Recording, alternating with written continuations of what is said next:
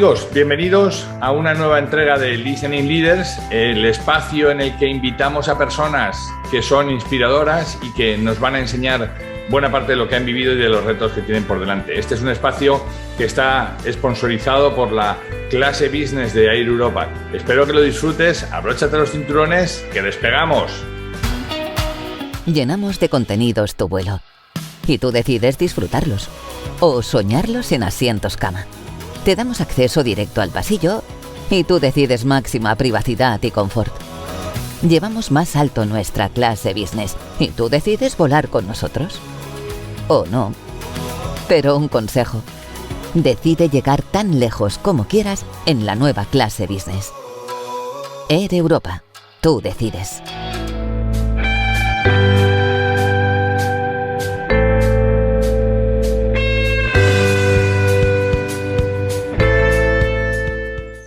Hoy en Listening Leaders nos vamos a Palma de Mallorca y nos vamos con Guillermo Rademakers. Él es director corporativo de compensación y beneficios del Grupo Piñero y es un placer tenerte aquí en Listening Leaders, Guillermo. Muchísimas gracias, Raúl. Un verdadero placer estar contigo y poder compartir experiencias. Bienvenido. Oye, Guillermo, compensación y beneficios. Este es yo creo que es el tema, ¿no? Porque en los últimos años hemos hablado mucho de talento, hemos hablado, digamos, el área de recursos humanos se ha explicado siempre entre dos grandes mundos, la parte más técnica y más de las nóminas, de los headcounts, de los indicadores, ¿no? Y luego la parte de gestión y atracción del talento, ¿no? Y mi especialidad es esta segunda, ¿no? Por lo cual siempre me he centrado más en la atracción y en la gestión del talento, pero la compensación ha sido, yo creo, probablemente el campo que más cambios ha tenido que dar sin darlos, porque al final tú tienes que pagar un salario como contraprestación, pero hay otras cosas añadidas al salario, ¿no? ¿Qué cambios ha sufrido esta posición o esta función en las empresas en los últimos años, Guillermo? Pues yo te diría, Raúl, que la compensación es de los campos que más ha tardado en ir avanzando, porque yo creo que el tema del concepto de pagar un salario pues por tu contribución, por tu tiempo, por tus conocimientos, pues hace muchos años que existe y seguimos anclados en el paradigma de que yo te pago en función del puesto de trabajo y en función de la localización, por el tema de coste de vida y calidad de vida. Y de las horas que trabajas. Y de las horas que trabajas, el tiempo que le dedicas, el esfuerzo que le dedicas. Pero en base a estas tres dimensiones se ha avanzado relativamente poco. Sí que es cierto de que se empezó a hablar pues, de temas de variable, ¿de acuerdo? Introduciendo un concepto como es el éxito o el rendimiento. Y luego también se ha empezado con temas como es la parte de beneficios. El que tú tengas una serie de pagos que son complementarios, como pueden ser seguros de salud, como pueden ser vales comida, como pueden ser complementos de transporte y otros complementos. Pero últimamente hablamos mucho más de lo que es la compensación total, en donde lo que tenemos es un concepto de la compensación mayor, porque no solamente se trata de ver qué te pagamos y con qué te lo pagamos en un aspecto económico, pero ver también todo lo que tú te llevas por estar con nosotros, tanto lo que es la parte de experiencia, como es la formación, el desarrollo, el orgullo de pertenencia, porque hay gente que realmente cuando dice, oye, pues mira, yo he trabajado en Google o he trabajado en Microsoft, te genera una aura de decir, hombre, este profesional se ha lidiado en batallas muy importantes, pero también estamos hablando mucho últimamente de temas como pueden ser el bienestar, o la propuesta de valor del empleado, en el sentido de, oye, yo tengo una serie de intereses, una serie de motivadores, una serie de necesidades, y cómo tú satisfaces esas necesidades e intereses, entendiendo de que hay una diversidad de perfiles y, por tanto, diferencias entre cada uno de ellos, pero también entendiendo de que mi momento vital o profesional va cambiando con el tiempo. Si me permites, yo hace 15, 18 años tenía chavales recién nacidos, y para mí el tener flexibilidad para poderlos cuidar era algo muy importante. Uh-huh. Hoy en día, si me permites, ya uno tengo en la universidad, con que me hable y con que me pueda seguir disfrutándole un poco de él, pues es muy diferente. Con lo cual, lógicamente, mis necesidades vitales y profesionales cambian con el tiempo. Y tengo que ser consistente y coherente de aportar una propuesta de valor que me pueda dar ese recorrido, por decirlo de una manera. Por lo tanto, la compensación hoy se plantea mucho más desde un punto de vista de qué tipos de perfiles tenemos, qué perfiles queremos para el día de mañana y cómo podemos hacer políticas que den facilidad en la toma de decisiones, en la atracción, en el desarrollo y en la tratación de esos profesionales. Fíjate, has puesto muchos asuntos en la mesa, ¿no? Porque has hablado, sin nombrarlo, del tema de marca empleadora, ¿no? ¿Cuánto de importante es tener una buena compensación, una buena retribución para que no solamente... y sobre todo, me gusta mucho este concepto de la compensación más que la retribución, porque la retribución parece económica, ¿no? Pero si tú al final obtienes pues orgullo de pertenencia, obtienes aprendizaje, obtienes una marca relevante con la que poder decir que estás en tal sitio, eso es una parte de la compensación, ¿no? Y luego, y sobre todo no presente, sino futuro también. ¿Cuánto va a valer esto en tu currículum el día de mañana cuando vayas a otro sitio y diga, esta persona pasó por acá, ¿no? Totalmente. Ahí el tema está en que el concepto es la empleabilidad entre una de las dimensiones, ¿de acuerdo? Yo lo que quiero es tener gente que sea buena hoy y gente que sea buena mañana, porque cuanto más empleables sean, pues más recorrido van a tener en mi empresa. Pero también es, como tú bien dices, es algo que me llevo yo en mi mochila, que si el día de mañana pues me quiero ir a tu empresa, el que haya estado en buenas escuelas, pues lógicamente me favorece que tenga buena empleabilidad en el mercado de trabajo. Pero claro, no solamente es eso, sino es también entender de que, y justamente la pandemia lo ha puesto de manifiesto, si yo me preocupo por el bienestar, y no solamente el bienestar físico, sino el bienestar emocional, el bienestar financiero de mis profesionales, y les doy un paquete de compensación total que tenga en consideración pues el cómo se van a jubilar, o el cómo me preocupo de que realmente tengan una buena salud, o que tengan un entorno de trabajo que sea saludable para ellos y que les permita crecer, pues eso lógicamente la gente lo aprecia y lo pone en valor. Si me permites, por ponerte un ejemplo, una de las cosas que nosotros hemos hecho es, hemos tenido que cerrar nuestros hoteles. Y nosotros teníamos gente que se dedicaba pues, a temas de contenidos y lo que hemos hecho es, oye, pues a los que están activos, pues qué menos que intentar darles contenidos pues para que en los momentos en donde teníamos que están encerrados en casa, pues si yo tengo gente que se dedica pues, a entretenimiento y les puedo dar un desarrollo para que sus hijos pues, puedan estar entretenidos, pues qué bueno. Y si yo tengo gente de formación que puede darle unas píldoras de conocimiento, pues para que sepan que gestionar en la presencia no es lo mismo que gestionar a la distancia, pues qué bueno. Pues eso es un poco el cómo nos hemos adaptado todas las empresas ante un cambio como ha sido esta pandemia que nos ha afectado a todos, pero no de forma simétrica, porque no todas las empresas hemos tenido el mismo tipo de afectación, el adaptarnos y el realmente darles contenidos y servicios a nuestros profesionales. Claro. Fíjate que igual me sacas de mi error, pero yo hace un montón de años leía a Herbert, que decía, un psicólogo, que decía, pues fíjate, yo creo que esa teoría tiene prácticamente 50 años, ¿no? O un poquito menos, ¿no? Que dice que hay elementos higiénicos y elementos motivacionales, ¿no? Y yo creo que hemos confundido en los últimos años motivar a la gente poniendo dinero en su paquete retributivo, ¿no? Cuando lo que dice Herbert es estos elementos son higiénicos y por tanto pueden llegar a desmotivar si no los tienes, pero no son motivadores por sí mismos. Los motivadores son otros. Los motivadores es que te escuchen, es sentirte bien integrado, es que cuenten contigo, es que te den una oportunidad de crecimiento, es que te traten bien, es que haya un buen clima laboral. Pero claro, eso requiere un esfuerzo del individuo, ¿no? Del directivo, requiere cambiar, requiere adaptarse, requiere tratar a la otra persona como una persona valiosa. Y entonces al final nos da flojera y decimos, bueno, que el de recursos humanos, y además de esa forma que el de recursos humanos le suba un 10% porque si no se me va. No sé qué tienes que decir a eso, no sé si estamos de acuerdo en la misma página. Pues yo creo que sí, que estamos muy alineados porque yo confirmo de que la compensación lo que tiene que darte es una serie de mínimos y es que sea equitativa. Por tanto, que si tú ves a tus compañeros y ves cuál es tu contribución y la de tus compañeros, pues que veas que hay una cierta igualdad o justicia retributiva, pero también una competitividad. Y es que cuando tú veas el jardín de afuera, no lo veas más verde que el tuyo. Y por tanto que tú veas que realmente estás pagado dentro del mercado y que tienes una cierta justicia tanto interna como externa. A partir de ahí, yo creo que, y no sé si te pasa a ti también, pero cuando te hacen un incremento salarial, la alegría te dura hasta la siguiente nómina, casi casi. Lo digo todos los días, digo, te dura hasta que te das cuenta, hasta que haces los cálculos de en qué te vas a gastar eso. Exactamente. Con lo cual, no es un elemento que pueda asegurarte que tienes una continuidad en la motivación y en estar enchufado para seguir trabajando, ¿de acuerdo? Con lo cual, se necesitan muchos otros factores. Lo que es importante es que haya coherencia entre los factores. Yeah. Necesitas un estilo de liderazgo pues que realmente saque lo mejor de los profesionales, que les ayude a crecer y a desarrollarse.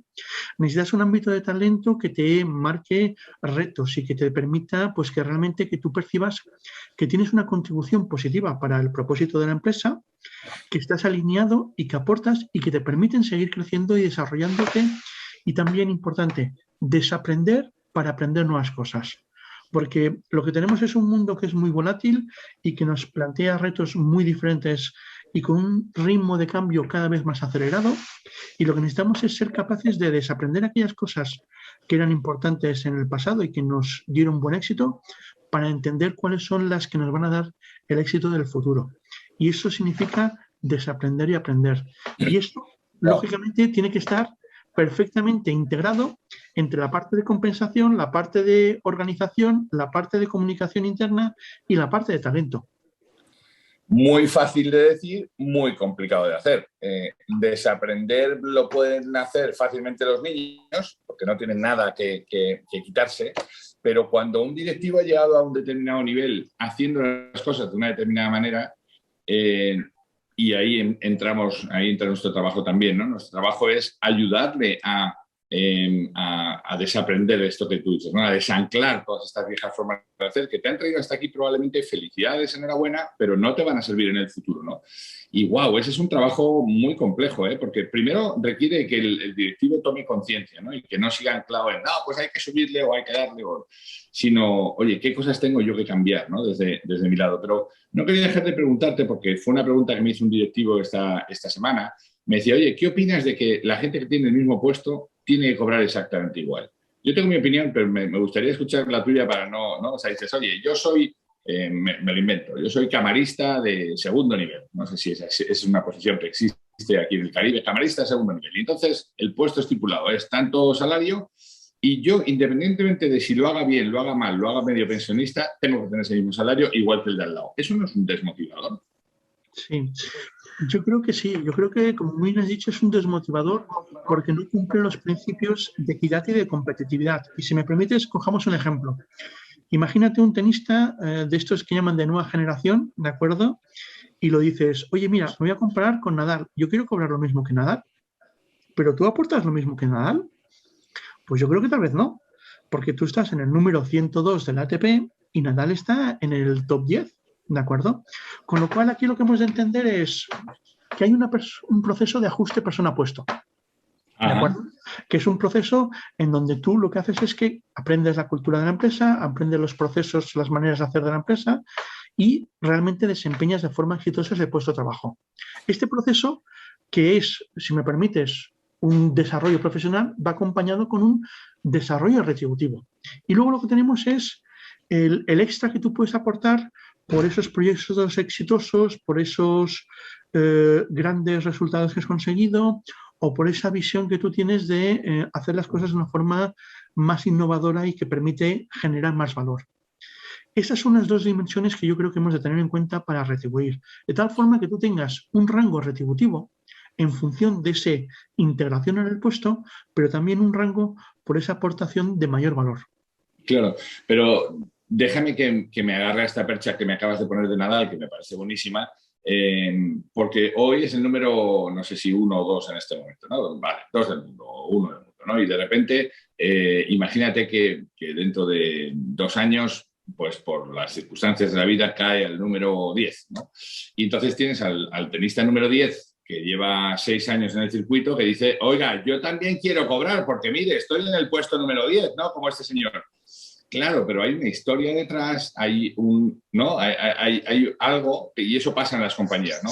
Que se llaman trienios, que se llaman complementos, que se llaman puestos, ¿no? Complementos de puestos que se le han ido dando, que hace que haya una diversidad. Y no puedes compararte solamente por el puesto, ¿no? También nos ha pasado eso, ¿no? Entiendo. Sí, totalmente. Aquí lo que tenemos es el concepto de esos derechos adquiridos, ¿no? Que Claro. tú vas diciendo, oye, pues mira, yo llevo 20, 30 años y he consolidado un puesto, he consolidado una serie de funciones y responsabilidades. Pero también nos hemos de dar cuenta de que las reglas de juego cambian y realmente tu puesto sigue aportando el valor que aportaba hace 20, 10 años o no. Ya.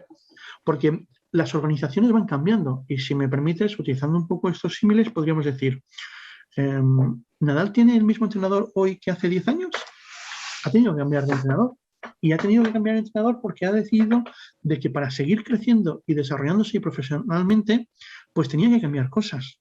Y lo que necesitamos es ese espíritu de decir, oye, cuestiona el qué haces y cómo haces. Y nunca, nunca des por garantizado de que lo que te ha funcionado en el pasado te va a seguir funcionando en el futuro.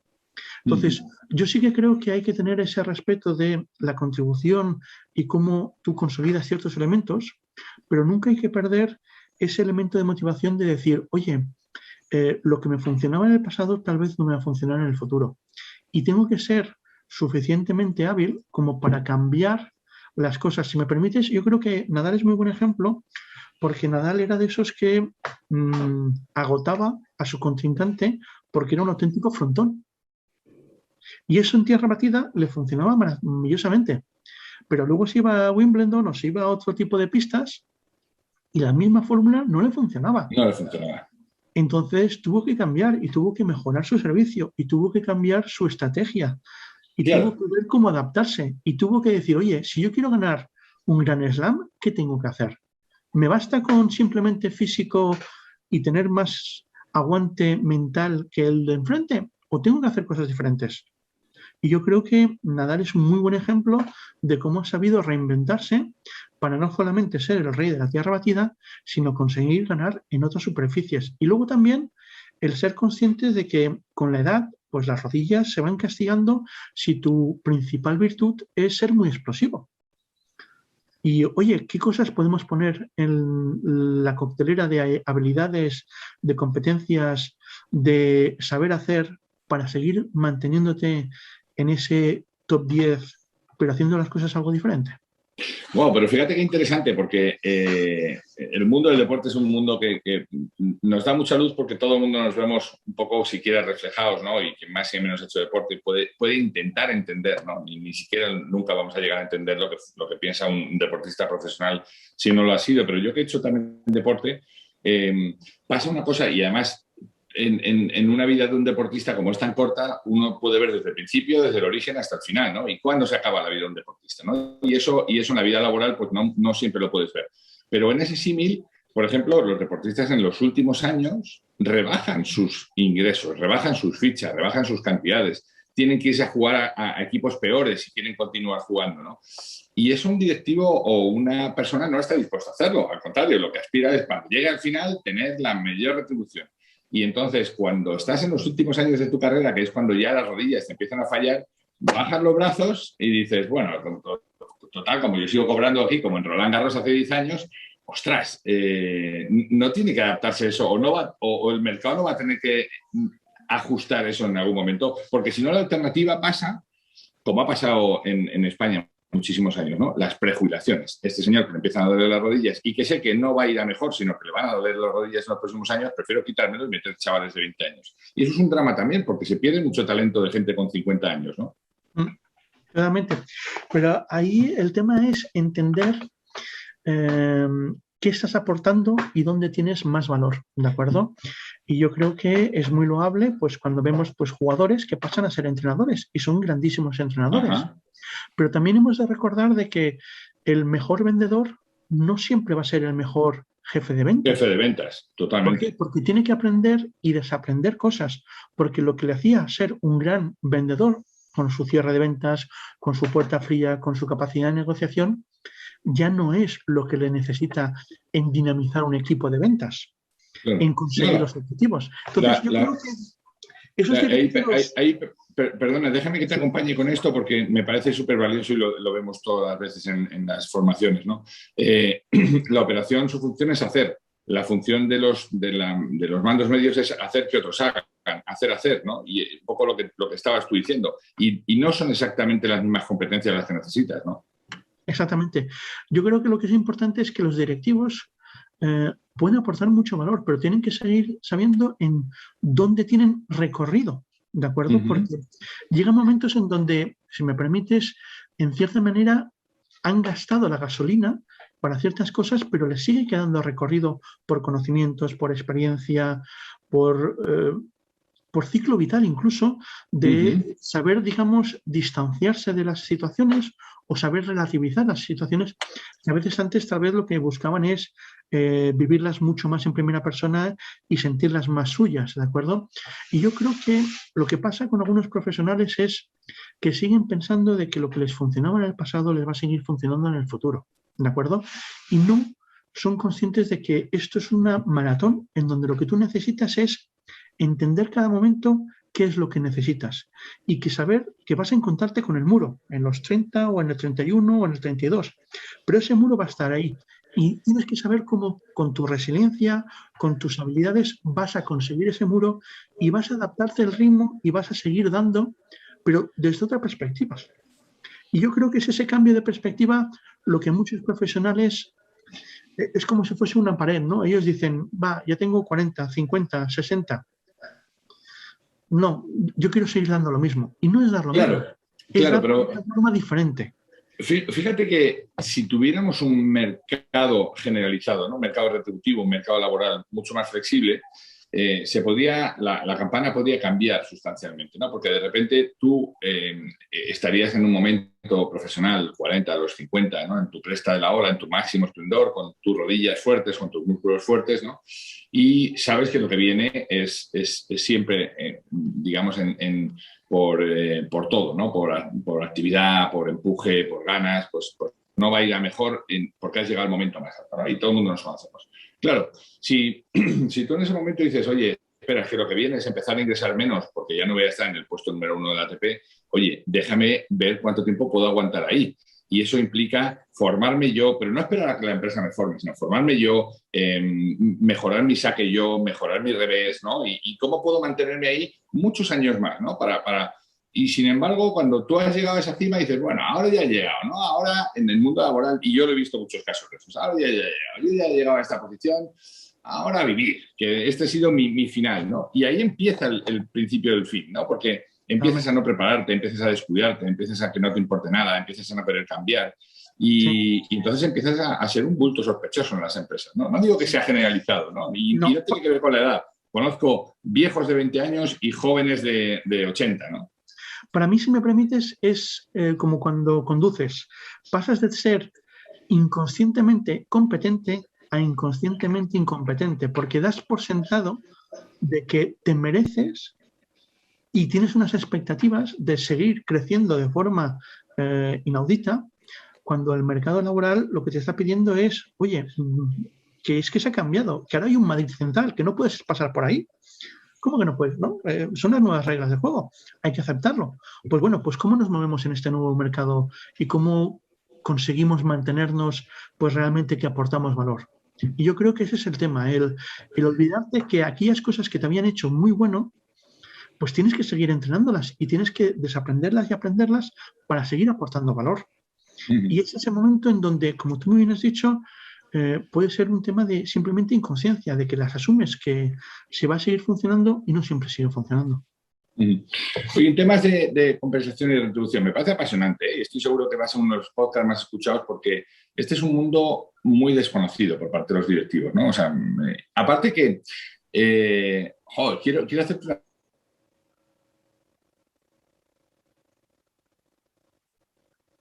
Déjame que te haga esta pregunta antes de lo que... ¿Qué pasa que si se conocieran los sueldos de las compañías? Hay tendencias por ahí que dicen, oye, ¿y si hacemos los sueldos públicos? ¿Qué pasaría? ¡Wow! ¿No? Pues, si me permites, el tema de la transparencia retributiva es un tema muy apasionante, ¿de acuerdo? Pero que funciona cuando tú tienes buenos procesos en la toma de decisiones de forma muy objetiva. Por ejemplo, en muchas empresas de carácter de servicios profesionales, la retribución es un acicate para decirte, oye, cuando tú seas socio, que sepas que puedes tener un sueldo de 6 dígitos. y te van diciendo cada uno de los pasos, ¿de acuerdo? Pero ojo, ahí funciona, ¿por qué? Porque tienen estructuras muy maduras de crecimiento y de generar huecos, porque aquí, si me permites, si yo no genero huecos y si yo no genero un crecimiento organizativo, no voy a poder cumplir esas expectativas. Y ese es el tema.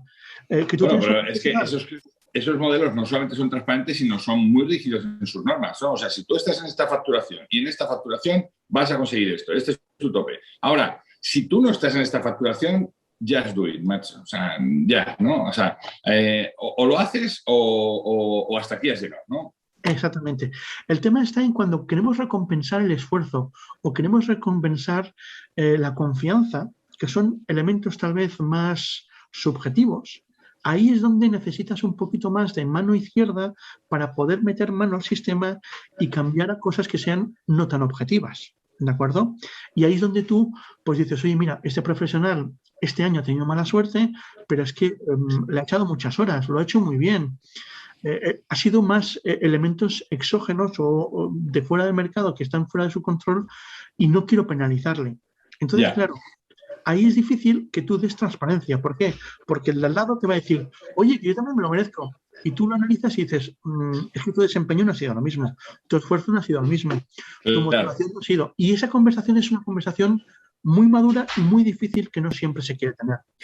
Bueno, pero para eso, y yo vivo en Estados Unidos, para eso esos modelos lo que hacen es hacer un appraisal review, ¿no? Cada cierto tiempo y tener esta conversación one-to-one para que antes de que te llegue el estacazo, tu jefe que está a tu servicio, ¿no? Te diga, oye, ¿en qué puedo ayudarte? ¿Qué herramientas estás necesitando? ¿Qué te está faltando?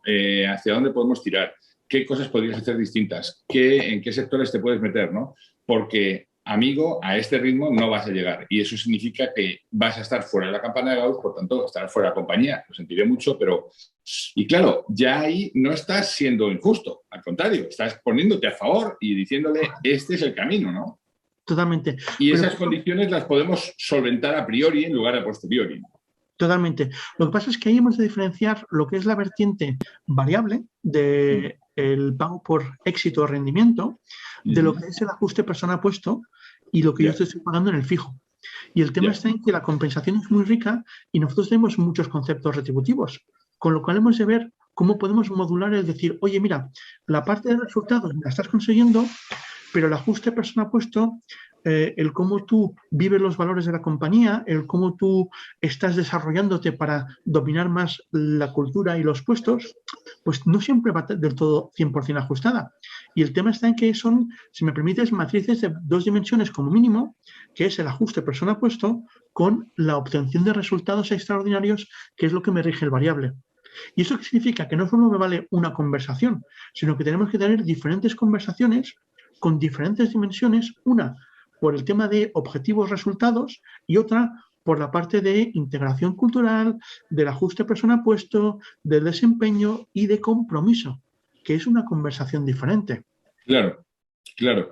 Sí, porque es verdad que las obsoletas evaluaciones del desempeño, ¿no? que nosotros llamábamos del desengaño, porque al final uno iba con unas expectativas que luego nunca se acaban de cumplir, y sobre todo porque estaban trufadas de este old-fashioned way también, que era la técnica del sándwich, ¿no? Que tanto estoy persiguiendo yo, que si agarrara el que inventó la técnica del sándwich, yo lo propondría eliminarlo, ¿no? O sea, porque, no, jaboncito, después todos los golpes del mundo y luego jaboncito para que vuelvas otra vez suave a tu puesto de trabajo.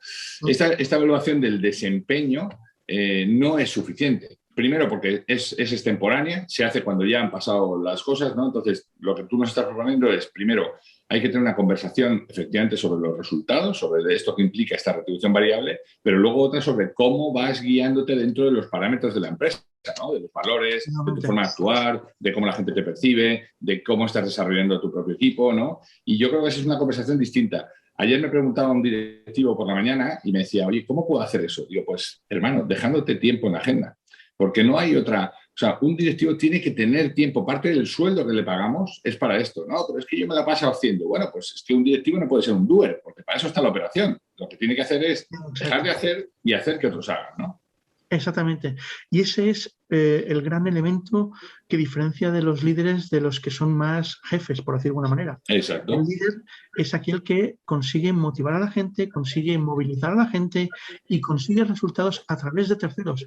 Es más, no solamente a través de terceros, porque hay muchos líderes que son líderes de líderes, con lo cual es de conseguir que esa segunda, tercera o cuarta capa de líderes hagan lo suyo, porque los que realmente ejecutan están pues a 2-3 niveles por debajo, ¿de acuerdo? Pero para eso, como tú bien dices, hay que cambiar toda la parte del concepto del líder, no tanto como un jefe, sino como un facilitador, como alguien que está al servicio de su equipo, como alguien que genera las circunstancias para que los resultados se den.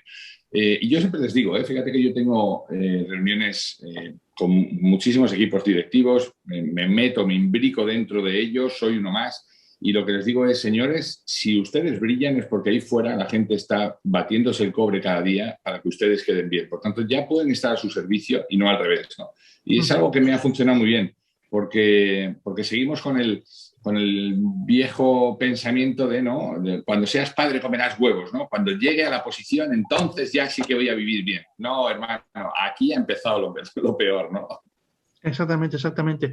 Y luego también, porque cada uno tiene que tener su espacio, ¿de acuerdo? Un líder de primer nivel, una primera espacio, lo que necesita es capacidad para pensar estrategias de medio y largo plazo para que tú tengas gente que te ejecute al corto plazo. Entonces, tú lo que tienes que saber es, por un lado, cómo yo gestiono y desarrollo mis profesionales para que sean buenos en su ejecución, para que sean buenos en pensar en las tácticas, porque yo les planteo una situación, un escenario, una estrategia que va a ser favorable para que ellos puedan ejecutarla, ¿de acuerdo? Con lo cual, son esas dimensiones que hemos de ir adquiriendo y poniendo en práctica lo que realmente marca la diferencia en esos estilos de liderazgo que realmente son diferenciales.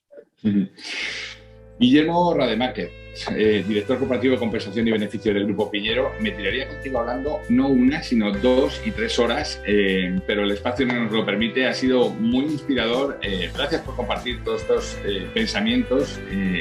Estoy de acuerdo 100% y creo que sería súper interesante. Va a ser uno de los podcasts que probablemente moveré más porque creo que es muy necesario que los líderes empiecen a caer en la cuenta de eso. Que lo sepan, seguro, pero no sé cuánto de conscientes son, ¿no?, de todo esto que hemos hablado bien. Sí, muchísimas gracias, Raúl. Ha sido un verdadero placer tener esta conversación contigo y poder debatir y comentar diferentes aspectos del mundo de las personas y la cultura. Te mando un abrazo y nos vemos muy pronto. Cuídate. Claro que sí. Un placer. Cuídate, Raúl. Hasta luego. Pues hemos llegado al fin de nuestra entrega. Esperamos que haya sido interesante para ti. Si quieres saber más de lo que hacemos, escuchar entregas anteriores o leer las entradas del blog, no dejes de entrar en depersonas.com. Nuestra promesa de valor es ayudar a las empresas en sus procesos de cambio con quienes los hacen posible, que no son otros que las personas. Te esperamos en la siguiente entrega en De Persona Radio. Hasta entonces.